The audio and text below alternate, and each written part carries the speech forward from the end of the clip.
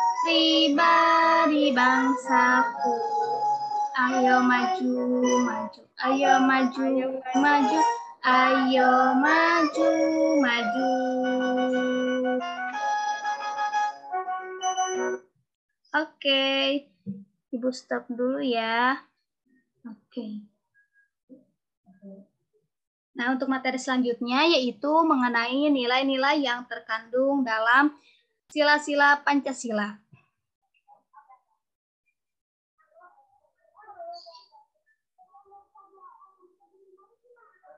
Nah, jadi anak-anak yang masuk Pancasila sebagai dasar negara Indonesia bukan lagi suatu hal yang baru bagi masyarakat di negara Indonesia. Nah, dari zaman dahulu, nilai-nilai Pancasila memang sudah terkandung dalam kehidupan sosial budaya masyarakat. Nah, nilai-nilai tersebut telah meliputi berbagai macam aspek kehidupan dan masih tetap dipelihara sampai saat ini. Nah, nilai-nilai Pancasila perlu sekali kita kembangkan dalam kehidupan sosial budaya. Nah, hal ini dimaksudkan agar tercipta suasana yang tenang, sejahtera, damai, dan aman. Nah, tanpa nilai-nilai tersebut, kita tidak akan dapat mencapai semua itu. Oke, yang pertama yaitu mengenai nilai ketuhanan yang Maha Esa. Nah, beriman kepada Tuhan Yang Maha Esa sesuai dengan agama dan keyakinan yang dianutnya. Nah, boleh kepada Sabian untuk membacakan poin pertama yang ada di PPT. Baik, Ibu. Nah, untuk poin yang pertama, nilai ketuhanan yang Maha Esa. Nilai yang terkandung pada sila ini mengharuskan kita untuk saling menghormati kebebasan dalam menjalankan ibadah dan selalu bekerja keras. Oke. Terima kasih, Ibu. Terima kasih. Oke, yang kedua yaitu nilai kemanusiaan yang adil dan beradab. Nah, setiap warga negara hendaklah mengakui persamaan derajat. Nah, persamaan kewajiban antara sesama manusia sebagai asas kebersamaan bangsa Indonesia dan persamaan hak. Nah, dengan menjunjung tinggi persamaan derajat, hak, dan kewajiban, maka seluruh bangsa Indonesia bersama-sama akan menegakkan dan juga memelihara kebersamaan. Boleh kepada Ayu untuk dilanjut membaca poin kedua. Poin kedua, sila nilai kemanusiaan yang adil dan beradab. Ini adalah nilai yang terkandung, yaitu mencintai sesama manusia, sikap tenggang rasa, menjunjung tinggi nilai kemanusiaan, dan berani menegakkan kebenaran dan keadilan. Oke, terima kasih Ayu. Oke, poin ketiga yaitu mengenai persatuan Indonesia. Nah, makna dari nilai yang terkandung dalam sila ini adalah menjaga persatuan dan kesatuan negara Republik Indonesia. Boleh kepada Lin untuk membaca poin ketiga. Baik, Ibu, nilai persatuan Indonesia menerapkan sikap cinta tanah air, rela berkorban, Bhinneka Tunggal Ika. Oke, terima kasih, Lin. Nah, yang keempat yaitu kerakyatan yang dipimpin oleh hikmat kebijaksanaan dalam permusyawaratan perwakilan. Nah, di sini maksudnya adalah setiap warga negara memiliki kedudukan yang sama. Nah, kedudukan yang sama hendaknya digunakan secara sadar dengan mengutamakan kepentingan negara dan masyarakat. Nah, selain itu, warga negara juga harus selalu mengutamakan musyawarah untuk mufakat dalam menyelesaikan suatu persoalan. Boleh kepada Nita untuk membaca poin keempat. Ya, Ibu. Yang keempat, nilai kerakyatan yang dipimpin oleh hikmat kebijaksanaan dalam permusyawaratan atau perwakilan. Dengan mengutamakan kepentingan umum di atas kepentingan pribadi, tidak memaksakan kehendak kepada orang lain, dan selalu bermusyawarah. Oke, terima kasih Nita. Dan selanjutnya yaitu mengenai nilai-nilai keadilan sosial bagi seluruh rakyat Indonesia. Nah, kita harus menghindari diri dari sifat pemborosan. Nah, contohnya yaitu selalu bergaya hidup mewah, dan perbuatan-perbuatan yang merugikan kepada kepentingan umum. Boleh Indira untuk baca poin 5? Ya, Ibu. Jadi poin yang kelima, nilai keadilan sosial bagi seluruh rakyat Indonesia. Nilai yang terkandung itu yaitu bekerja keras, menghargai, mewujudkan kebenaran, dan menghormati orang lain. Itu, Ibu. Oke, terima kasih semuanya. Nah, untuk selanjutnya, kan tadi sudah dijelaskan ya terkait nilai-nilai yang terkandung dalam Pancasila. Terus tadi juga telah disebutkan oleh Indira terkait apa saja yang ada dalam Pancasila itu sendiri. Nah, selanjutnya Ibu punya kuis nih atau beberapa pertanyaan untuk kalian. Nah, hal itu Ibu karena Ibu ingin tahu seberapa pemahaman kalian dalam memahami nilai-nilai Pancasila ini yang telah Ibu jelaskan tadi. Siap anak-anak? Siap, Siap, Bu. Ibu. Oke, anak-anak sudah muncul tabelnya? Sudah muncul, Ibu. Oke, untuk teknisnya nanti Ibu akan menyebutkan sikap yang ada di tabel ini. Nanti kalian harus menjawab sesuai dengan sila yang tercantum dalam nilai Pancasila. Nah, setiap orang akan mendapat satu pertanyaan. Jadi diperhatikan dengan baik-baik ya. Untuk yang pertama yaitu sikap gotong royong. Nah, sikap ini sesuai dengan sila keberapa? Coba Lin jawab. Sila ketiga, Ibu. Oke, bagus. Sila ketiga itu apa ya? Sila ketiga itu Persatuan Indonesia. Oke, pinter. Selanjutnya yaitu sikap rajin beribadah. Nah, sikap tersebut sesuai dengan sila keberapa? Coba Sabian jawab. Sila ke-1, Ibu. Ketuhanan yang Maha Esa. Oke, pintar. Untuk yang ketiga, yaitu melaksanakan hasil keputusan musyawarah secara bertanggung jawab. Coba Nita jawab, itu sesuai dengan sila keberapa? Sila kedua, Ibu. Yakin sila kedua. Yakin, Bu. Oke, anak-anak, untuk sikap ini seharusnya masuk ke sila yang keempat.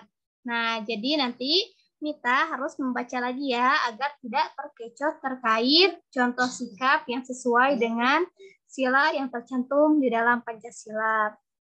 Oke, untuk yang keempat, oke siap.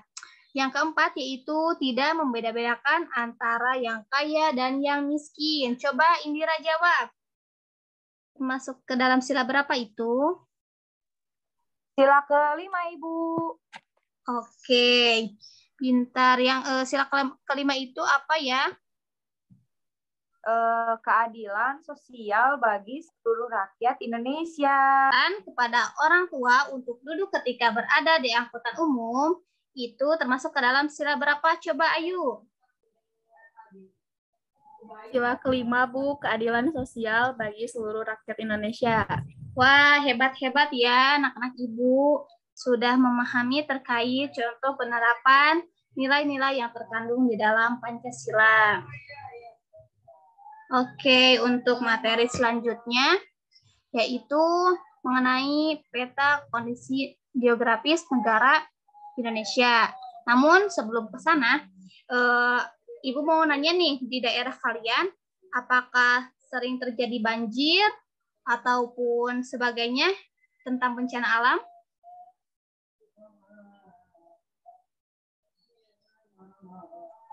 Enggak, Bu.